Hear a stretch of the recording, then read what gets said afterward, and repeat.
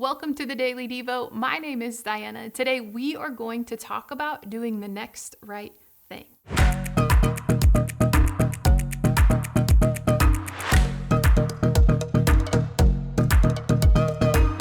Today's Devo is going to invite us to choose the next right thing.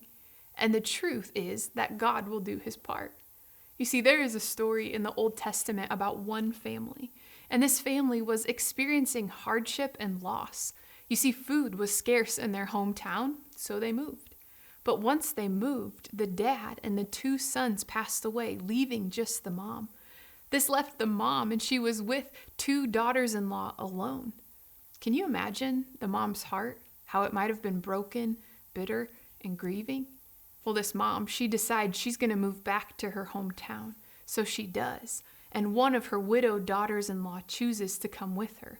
Well, once there, these two women get back to the mom's hometown. They find themselves in this vulnerable position.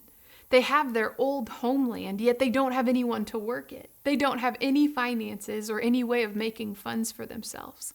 And it was right in the middle of harvest season in the farming community, so it was too late to plant seeds and hope something would come. These two women, they remembered a community rule or guideline for the people of God. Well, this guideline, it allowed for people in need to follow behind the harvesters as they picked up the crops, and these women were able to pick anything, people in need, what was left over from the ground. And people in need can take those leftovers home and hopefully make some sort of a meal out of it with whatever they had gathered that day. Well, this is where we find today's verse. It's found in the book of Ruth, chapter 2, verses 2 through 3. Take a listen. And Ruth the Moabite said to Naomi, "Let me go to the fields and pick up the leftover grain behind anyone whose eyes I find favor." Now Ruth is the daughter-in-law, and Naomi is the name of the mother. Naomi said to her, "Go, my daughter." So Ruth, the daughter-in-law, went out. She entered a field and began to glean behind the harvesters. As it turned out, she was working in a field belonging to Boaz, who was from the clan of Elimelech. So the story goes on, but today I want to ask you to focus on this part of the story. What would it look like for you and I to simply do the next right thing, even in times of stress? Like Ruth and Naomi, we may not be in control of all of the details. Like Ruth and Naomi, we may not be able to solve our whole problem in one day. Yet, like Ruth and Naomi, we could set out into today and simply do the next right thing.